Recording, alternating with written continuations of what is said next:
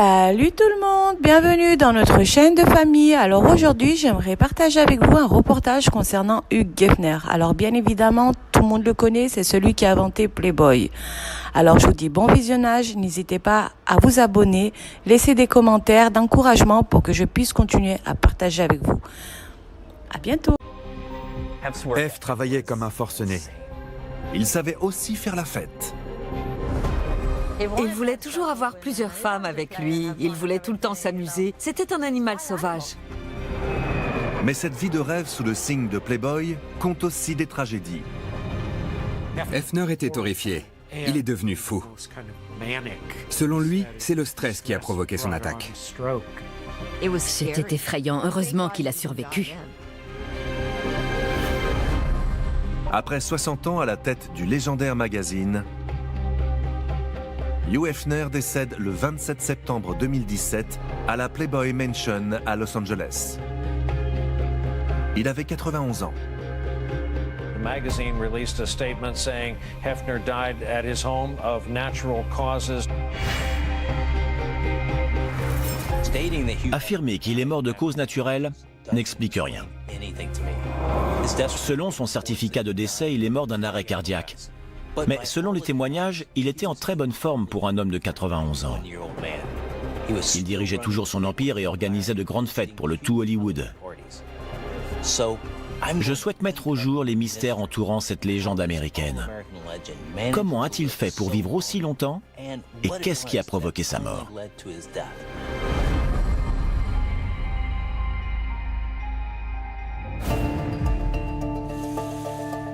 Le docteur Michael Hunter est un médecin légiste de renommée mondiale. Depuis 20 ans, il a pratiqué des milliers d'autopsies. Il dirige désormais le service de médecine légale de l'une des plus grandes villes des États-Unis et travaille en étroite collaboration avec les forces de l'ordre dans le cadre d'enquêtes sur des morts suspectes. J'ai entre les mains le certificat de décès de Hugh Hefner, divers rapports ainsi que des témoignages directs. Je vais essayer de comprendre comment un homme bien portant de 91 ans est parvenu à atteindre cet âge avancé et comment il est mort si soudainement.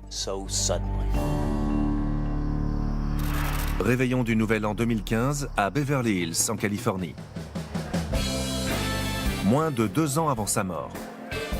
La fête bat son plein au domicile de Hugh Hefner, la légendaire Playboy Mansion. Le réveillon du Nouvel An était la plus grande fête de l'année. Les costumes étaient incroyables. Certaines filles étaient nues, d'autres pas. Chacun faisait ce qui lui plaisait. Alors que des centaines d'invités s'amusent, Hugh Hefner, entouré de célébrités, fait ce qu'il préfère, jouer les maîtres de cérémonie. Il était tellement drôle et aventureux. Il avait un appétit insatiable pour la vie. Pourtant, celui qui a la réputation d'être le roi de la fête semble étrangement fatigué ce soir. Il est discrètement raccompagné dans sa chambre pour se coucher. Je pense qu'il souffrait, mais il ne voulait pas que ça se sache. C'était quand même le roi Playboy. Mais même un homme comme Hugh Hefner peut avoir des problèmes de santé. Ça peut arriver à tout le monde.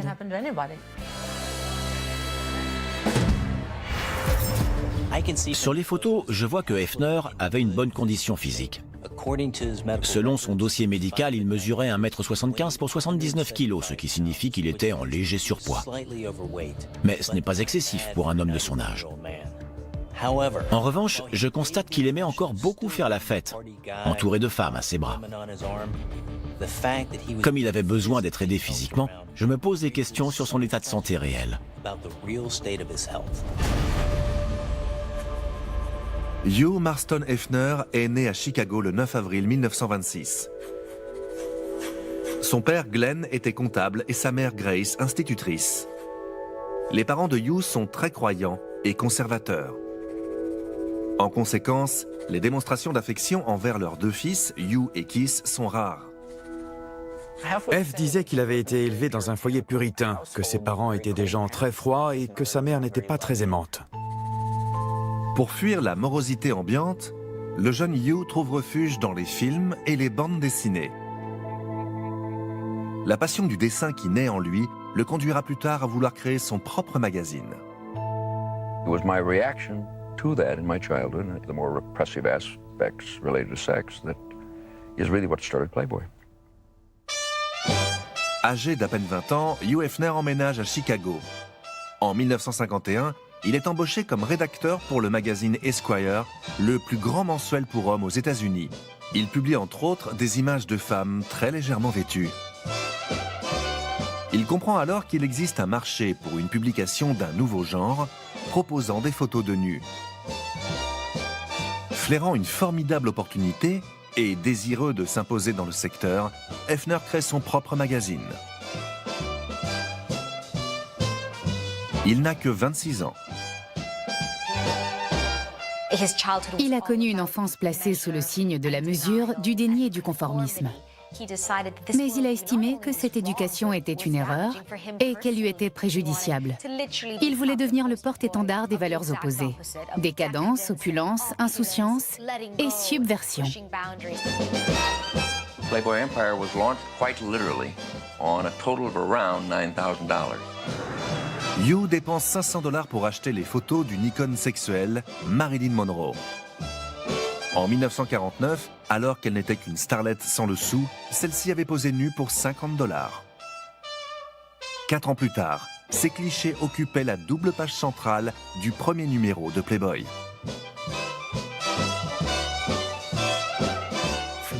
Dès la première publication, le magazine a rencontré un succès fou.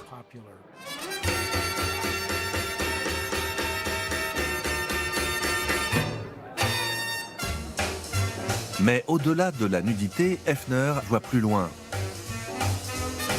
Dans les années 50, alors que les questions raciales divisent l'Amérique, il fait preuve d'un esprit avant-gardiste en exerçant la liberté de parole qu'il prône. Il s'est dit « je me fiche de ce que pense le reste de l'Amérique ». Il a commencé à s'attaquer à tout ce qui ne lui plaisait pas, en particulier le racisme. Il a publié des entretiens avec Malcolm X et Martin Luther King, ce qui était une démarche risquée à l'époque.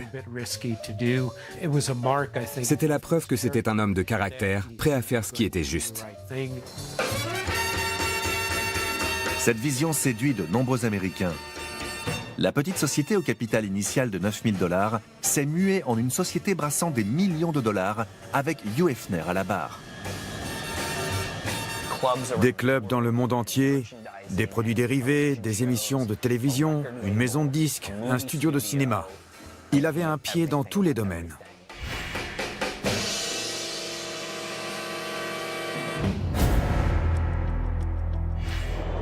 Je lis dans ces documents que Hefner ne pouvait pas se passer d'un médicament, la dexédrine. C'est un stimulant puissant qui peut créer une forte dépendance. F était un bourreau de travail. Il était toujours actif. Je ne sais pas comment il faisait en dormant aussi peu. Il travaillait tellement à cette époque qu'il est devenu accro aux amphétamines. À l'époque où on prescrivait de la dexédrine, elle se vendait sans ordonnance. Tout le monde en prenait. Jack Kerouac, tous les auteurs de la Big Generation étaient accros à la dexédrine. C'était comme un petit coup de fouet.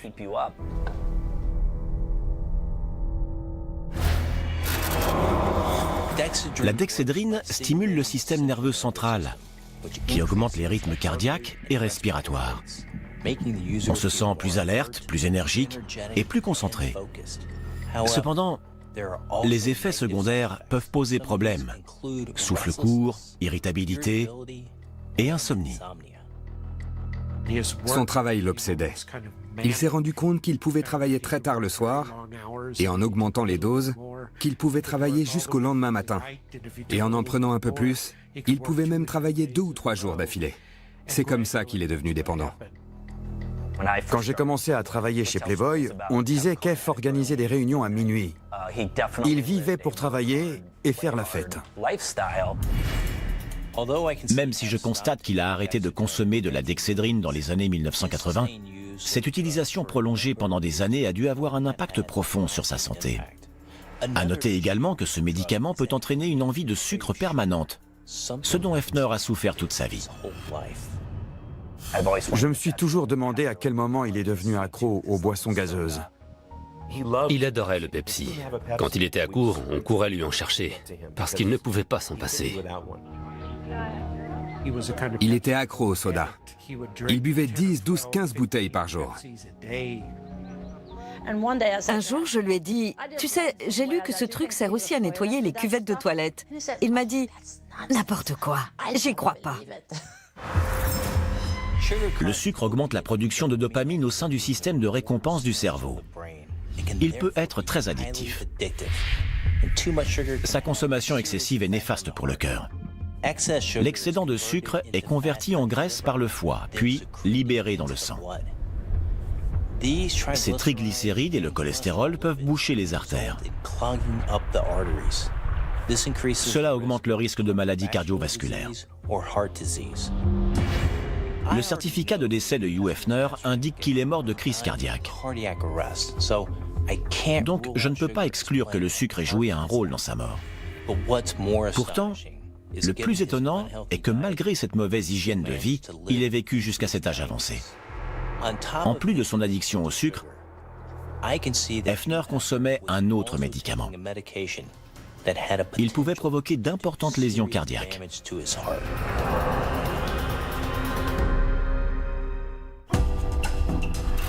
Août 2016 à Beverly Hills, en Californie. 13 mois avant sa mort. Hefner se prépare pour l'une des soirées les plus importantes de l'année à la Playboy Mansion. Une fête ayant pour thème le songe d'une nuit d'été à laquelle sont conviées des centaines de jolies jeunes femmes. Chacune de ces fêtes était un grand événement. Les filles ne le quittaient pas. Il avait beaucoup de succès. C'était Hugh Hefner, propriétaire de Playboy, et il était beau. Toutes les filles voulaient sortir avec Hugh Hefner. Elle admirait l'homme et voyait en lui un génie. Parfois, je lui apportais son repas et il y avait 2 ou 3 filles dans son lit. Il était plutôt occupé. Il avait beaucoup de petites amies, 5, 6, 7, 8.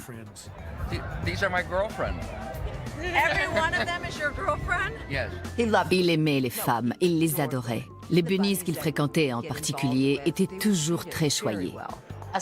C'était un amant très romantique, mais il était incapable de s'engager avec une seule femme à la fois.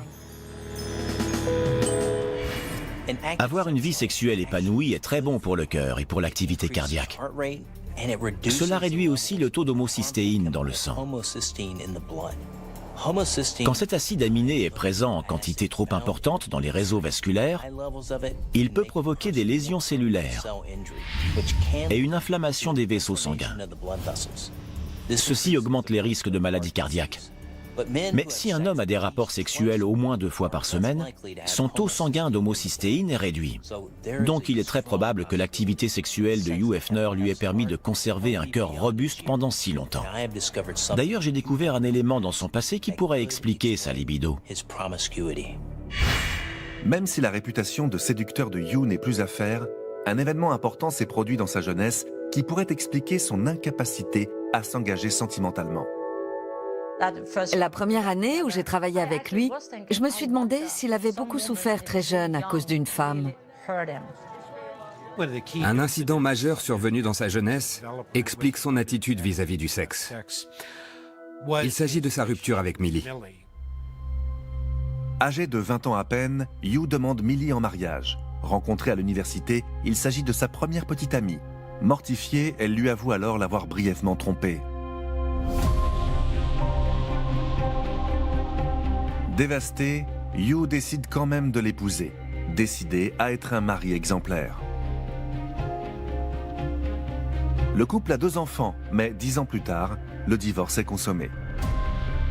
En 1989, il épouse Kimberly Conrad, avec qui il a 2 autres enfants, Marston et Cooper. À 82 ans, il épousera sa dernière femme, Crystal Harris, âgée de 22 ans. Hugh Hefner changeait de petite amie tout le temps. Je crois qu'il se lassait vite.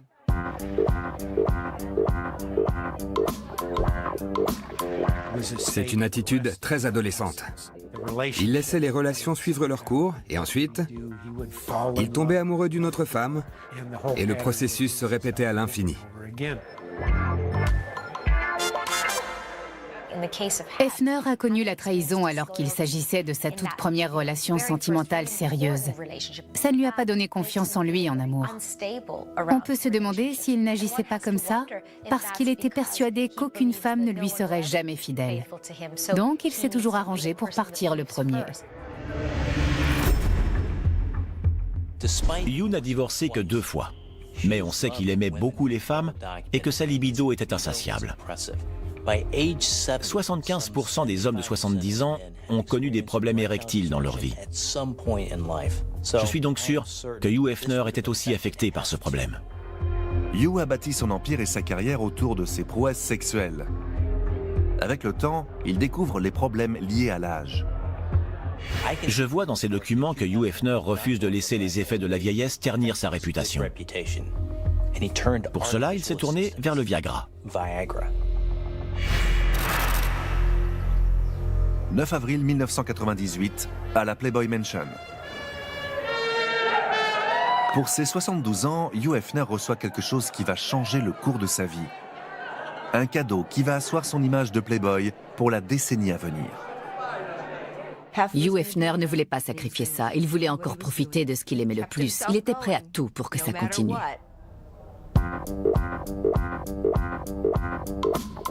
Je sais qu'il a pris une petite pilule bleue et qu'il a dit « Allez les filles, on y va, c'est parti ». J'ai dit « Oh, je crois que ça marche ».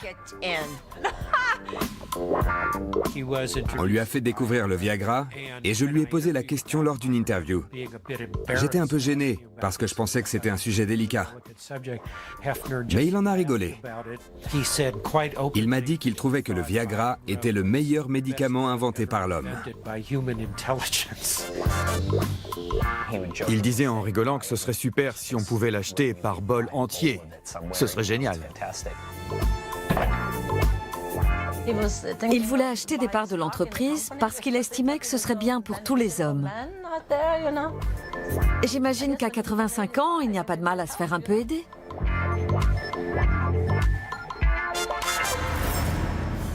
Le sildenafil, plus connu sous le nom de Viagra, sert normalement à traiter les troubles érectiles en inhibant une enzyme qui empêche l'homme d'avoir une érection. Le médicament augmente l'afflux sanguin dans le pénis et donc la stimulation sexuelle. Le Viagra oblige le corps à faire quelque chose qu'il ne ferait pas naturellement. Donc, il demande des efforts supplémentaires au cœur. Cependant, plusieurs témoignages directs attestent du fait qu'à la fin de sa vie, Hugh Hefner n'était plus actif sexuellement et ne consommait plus de Viagra. Donc, je suis convaincu que ce n'est pas un facteur qui a contribué à sa mort. La libido de Hugh Hefner était mondialement célèbre et c'est probablement une des raisons de sa longévité. Dans son dossier, je vois aussi un autre facteur qui réduit normalement l'espérance de vie, mais visiblement pas dans son cas. Un péché mignon dont il n'a jamais su se défaire. Manger gras. 9 avril 2017, 6 mois avant sa mort.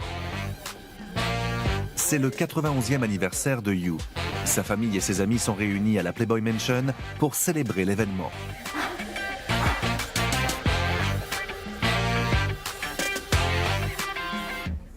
F mangeait comme quelqu'un qui vient du Midwest. Poulet frit, boisson gazeuse, ce genre de choses. Et quand on a un chef personnel, on peut demander tout ce qu'on veut quand on veut. Il y avait dans la cuisine de la Playboy Mansion des recettes de poulet frit, de côte de porc, toute la cuisine traditionnelle du Midwest que sa mère lui préparait quand il était petit. Sa mère avait goûté les plats quand elle était encore en vie. Et ils étaient identiques. Évidemment, ça n'avait rien de diététique, mais comment lui dire ça? Impossible.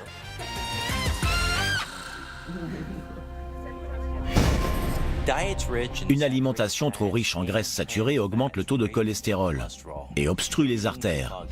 Cela réduit le flux de sang chargé d'oxygène vers le cœur et le cerveau.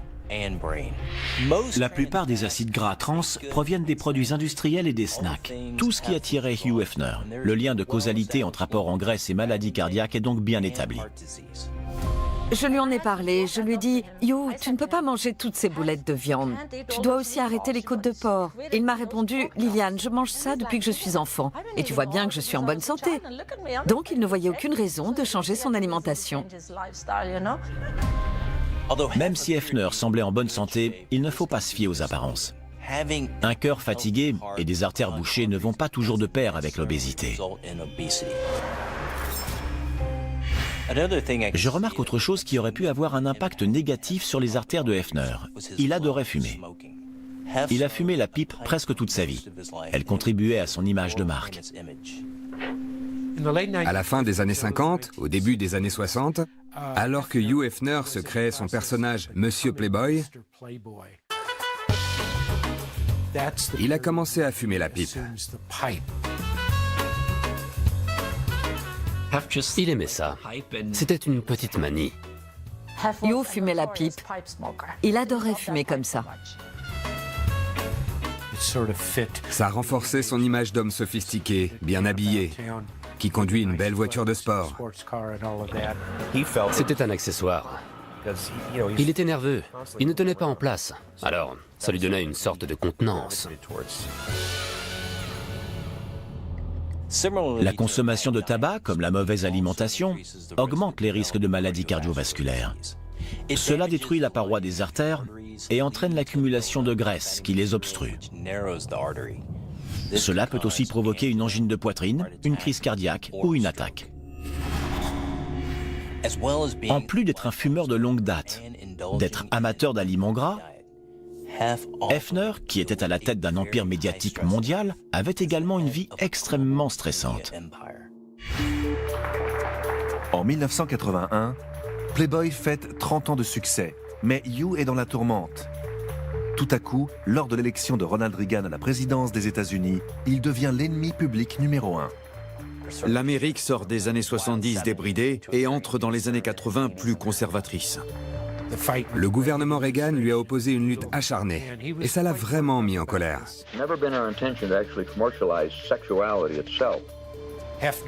Hefner a signé plusieurs éditoriaux défendant le magazine contre ces attaques. C'était une période difficile pour lui et pour le magazine. C'est à cette époque que Playboy a dû être vendu sous pochette plastique opaque. Les supérettes et les petites épiceries n'avaient plus le droit de le vendre. C'est un tournant de l'histoire du magazine. Economic reality. In each of the last 5 years, Playboy have lost money. Hugh s'engage dans une âpre lutte pour sauver son empire face à l'opposition du gouvernement. Je pense qu'à cette époque, il s'est dit « Ça fait des années que je me bats. Est-ce que ça va durer encore longtemps ?» Mais la situation est sur le point d'empirer. Juillet 1984. Hugh subit un grave revers personnel quand un livre l'accuse d'être responsable de la mort soudaine de la Playmate de l'année, Dorothy Stratton. Stratton, 20 ans, est morte 4 ans plus tôt, assassinée par balle par son ex-mari jaloux. There was nothing in the relationship with Dorothy, with Playboy or with me, that I am less than proud of. Selon le livre, Stratton serait encore en vie si elle n'avait pas croisé le chemin de Playboy et de Hugh Hefner. L'histoire médicale de Hefner évoque un incident médical bien documenté. Hefner a été victime d'une attaque cérébrale juste avant la soixantaine. C'est arrivé au moment où il gérait les accusations concernant Dorothy et où il se battait contre le gouvernement au sujet de Playboy. Hefner était très abattu. Il a dit plus tard que le stress avait provoqué cette attaque. 7 mars 1985. À la Playboy Mansion. Hugh vient de se lever et entame sa routine matinale en lisant le journal. Tout à coup, il se rend compte qu'il n'arrive ni à comprendre l'article qu'il est en train de lire, ni à en déchiffrer le titre.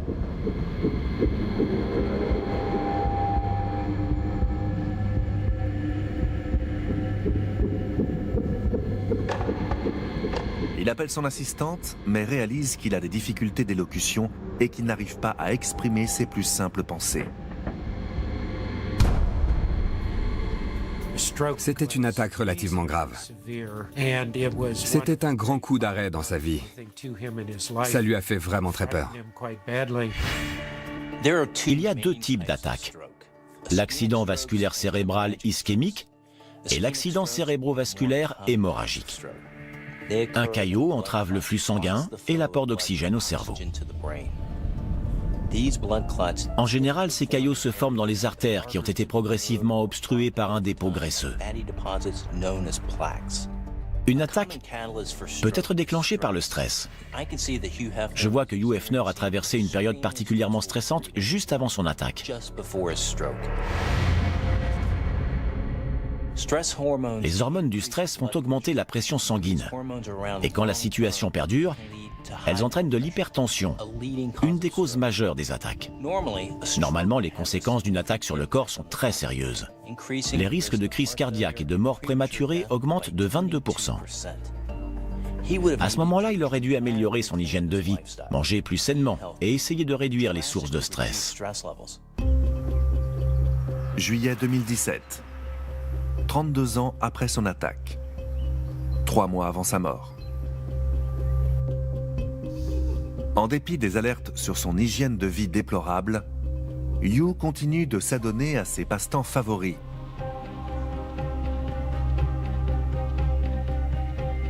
Quand il est revenu à la Playboy Mansion, il avait quand même un peu changé ses habitudes.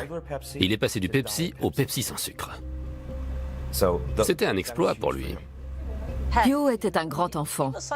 Il n'aurait jamais pu se contenter de salades et de jus de carottes et de pommes de terre au four. Impossible. Et pourquoi pas une pomme et des noix au petit déjeuner?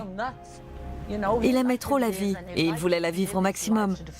C'était son truc, il n'a jamais changé d'avis. Une attaque cérébrale peut être dévastatrice pour le cœur ou le rendre beaucoup plus vulnérable.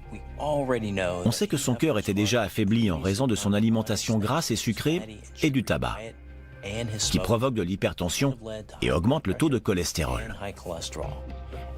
Mais Hugh Hefner n'a jamais écouté ses médecins. Il a fait la sourde oreille quand on lui conseillait de changer son hygiène de vie. C'est assez sidérant qu'il ait encore vécu 32 ans après cette attaque. Avec le temps, Hugh découvre d'autres problèmes liés à l'âge.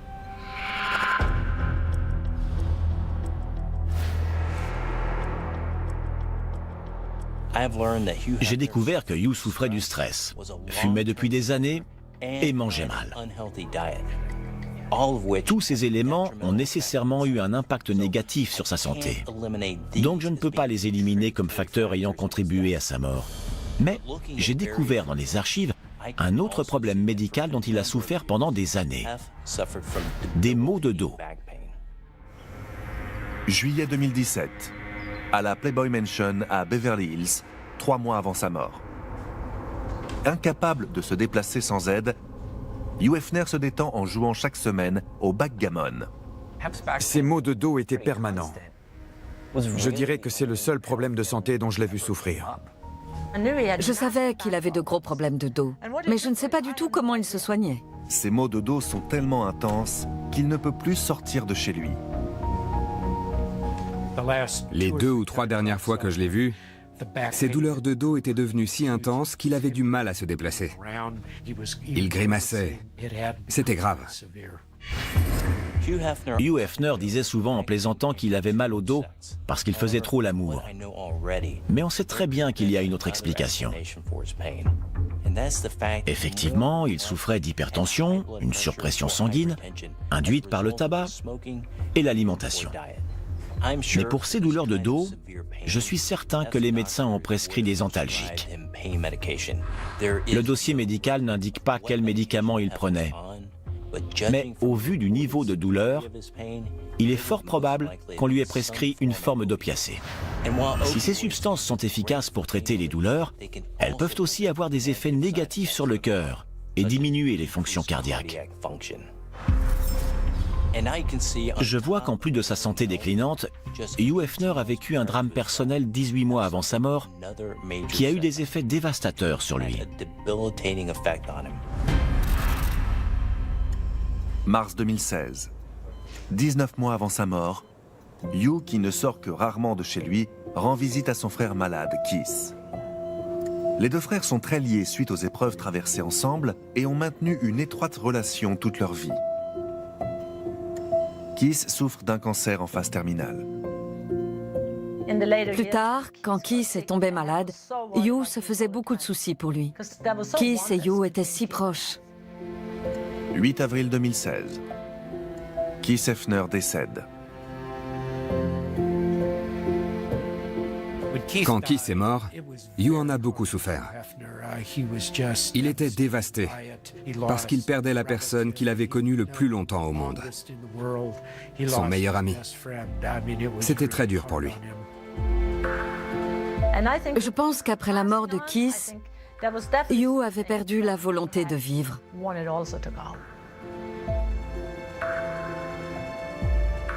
Les relations fraternelles ont un impact profond sur notre psychisme. L'amour inconditionnel, l'idée que l'autre voit en nous des choses que personne d'autre ne perçoit. On peut se demander si, quand son frère est mort, Hugh n'a pas tout simplement décidé que c'était la fin.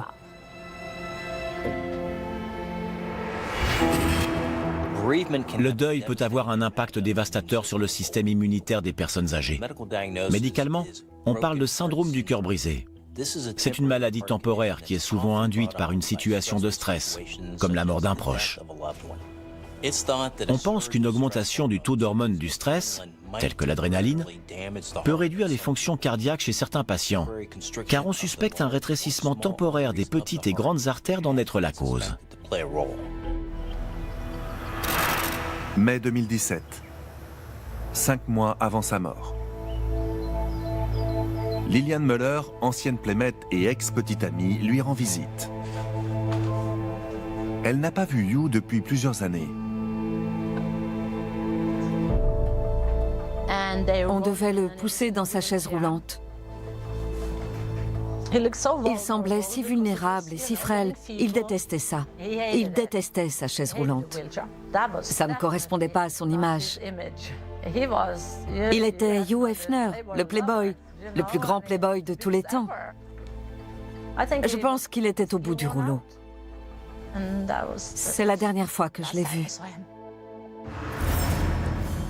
Le chagrin et la vieillesse ont dû non seulement avoir un impact négatif sur l'enthousiasme naturel de Hugh Hefner, mais aussi diminuer ses défenses immunitaires et le rendre plus vulnérable aux infections. 26 septembre 2017. Playboy Mansion à Beverly Hills. Hugh Hefner est alité depuis 5 jours à cause d'une infection. Dans le rapport, je vois que Hugh Hefner était immobilisé 24 heures avant sa mort par une infection par le colibacille. Son nom complet est l'Escherichia coli. C'est une bactérie que l'on retrouve souvent dans l'intestin des animaux et des êtres humains. Parfois, il est présent dans des aliments, et une personne en bonne santé est capable de combattre une telle infection en 5 ou 10 jours. Mais le système immunitaire de Hugh Hefner n'est pas assez résistant, et il développe un sepsis, une infection du sang provoquée par le colibacille. Le sepsis correspond à la réponse du corps face à l'infection. Il provoque un dysfonctionnement des organes. La bactérie qui s'est infiltrée dans le réseau sanguin a infecté d'autres parties du corps et entraîne une série de réactions potentiellement mortelles. Le fondateur de Playboy est en permanence dans un état de semi-conscience. Toute sa famille lui rend visite. Son plus jeune fils Cooper est également présent.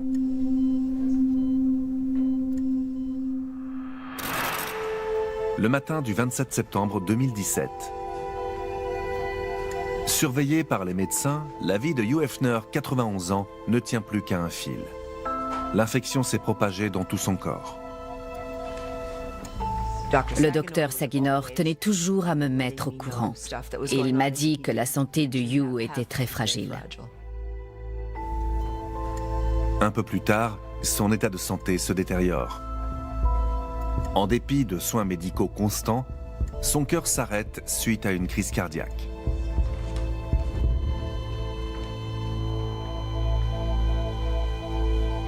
Sa mort est prononcée à 17h06. Some breaking news from Los Angeles. Playboy magazine founder and sexual revolution symbol Hugh Hefner has died. He was 91 years old. Hefner died at his home of natural causes, surrounded by family. La mort de F m'a beaucoup surprise. C'est un peu ridicule de dire ça d'un homme de 91 ans, mais j'ai vraiment été pris de court. Je savais qu'il vieillissait, que son état de santé n'était pas très bon. Mais quand c'est arrivé, c'était un choc. Selon son certificat de décès, la souche d'Escherichia coli qui était responsable de l'infection était très résistante aux antibiotiques. L'étiologie n'a donc abouti à aucune conclusion et la cause de la mort reste inconnue. Je pense qu'il est très possible que Hugh Hefner ait contracté cette infection mortelle pour une raison surprenante et particulièrement inattendue.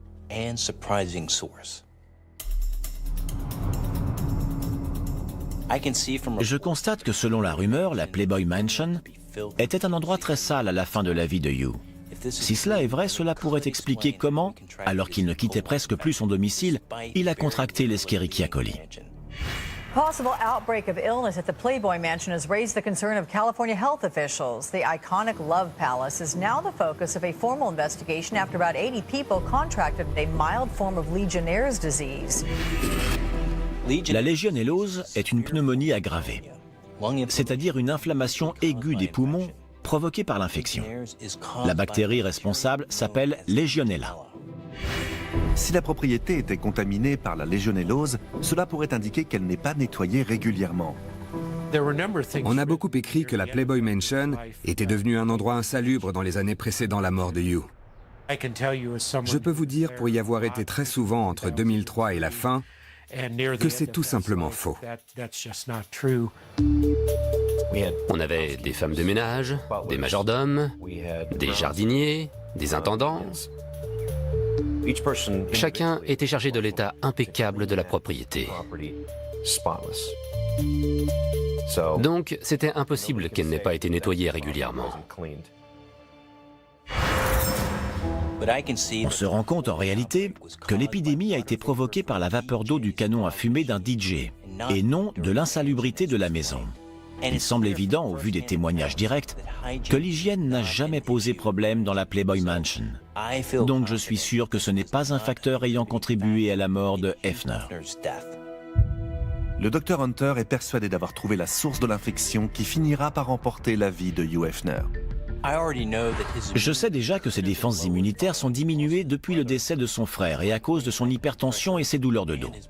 Mais quelque chose d'autre est venu se greffer à cet état général, quelque chose qui a contribué à son déclin et l'a rendu plus vulnérable aux infections.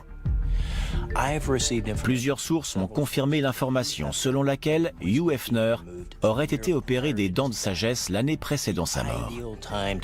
L'âge idéal pour une opération des dents de sagesse est situé entre 16 et 25 ans.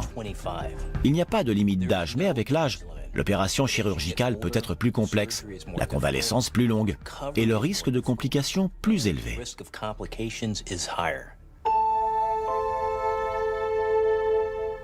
Hugh Hefner a eu un problème dentaire.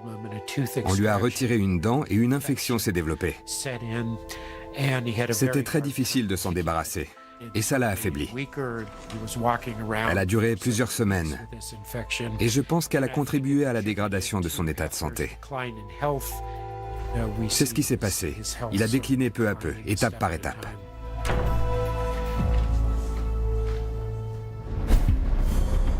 Désormais, avec les preuves qu'il a découvertes dans l'histoire médicale de Hugh, le docteur Michael Hunter peut enfin révéler ce qui s'est réellement passé selon lui au moment de sa mort. Malgré son âge, Hugh Hefner semblait en bonne santé. Donc, en toute vraisemblance, l'infection qui a entraîné sa mort a fait suite à une réaction en chaîne. 18 mois avant sa mort, Hefner a été anéanti par la perte de son frère et son système immunitaire a commencé à se dégrader rapidement. Quelques mois plus tard, une opération des dents de sagesse a probablement entraîné une infection, ce qui a affaibli un peu plus ses défenses immunitaires. Ensuite, une semaine avant sa mort, Hefner a été contaminé par l'Escherichia coli. C'est une bactérie qui adore le sucre. C'est sa source d'énergie. Un excès de sucre rend le corps plus vulnérable à l'infection et stimule le développement de la bactérie. Comme tout organisme vivant, l'Escherichia coli a besoin de nutriments et de sucre, comme beaucoup de bactéries. Cette bactérie, qui résiste aux antibiotiques, entraîne un sepsis. C'est un empoisonnement du sang provoqué en général par l'infection. Cet empoisonnement a provoqué un choc septique dans le corps de Hugh Hefner. En conséquence, sa tension artérielle a chuté, ce qui a réduit l'afflux sanguin et donc par conséquent l'oxygénation du corps. Privés d'oxygène, les organes se mettent à défaillir les uns après les autres. Difficultés respiratoires, arrêt cardiaque et enfin la mort.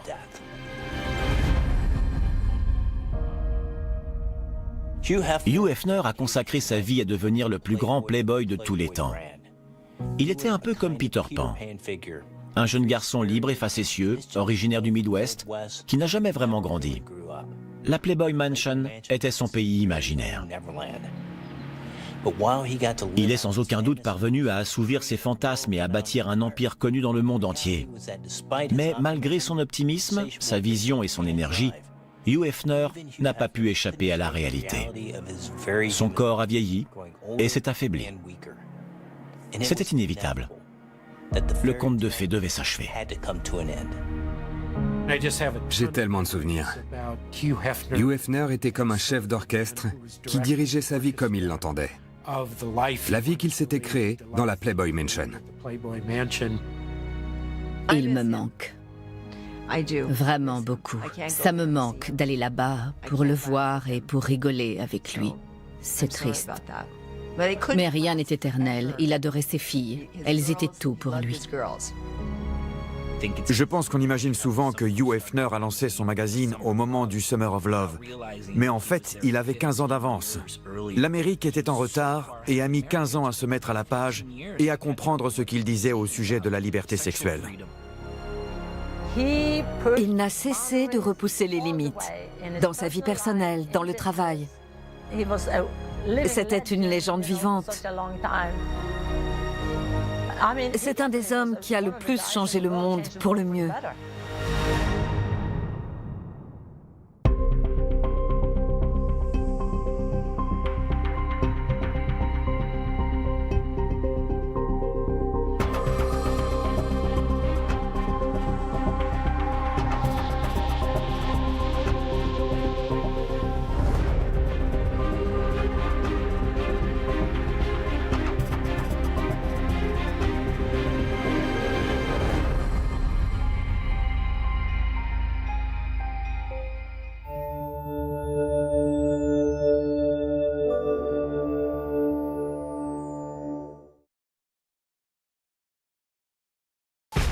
Qu'est-ce qui caractérise un tueur en série?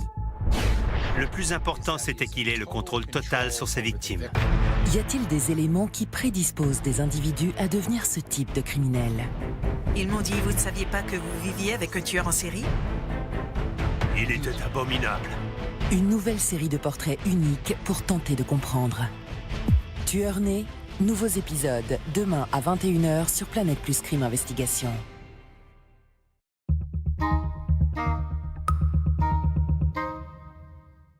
Je peux faire confiance à personne.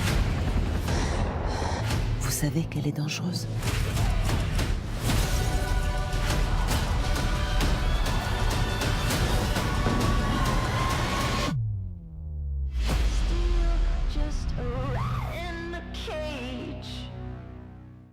Qui peut concurrencer la MAF? Monsieur Martin, vous êtes bien loin.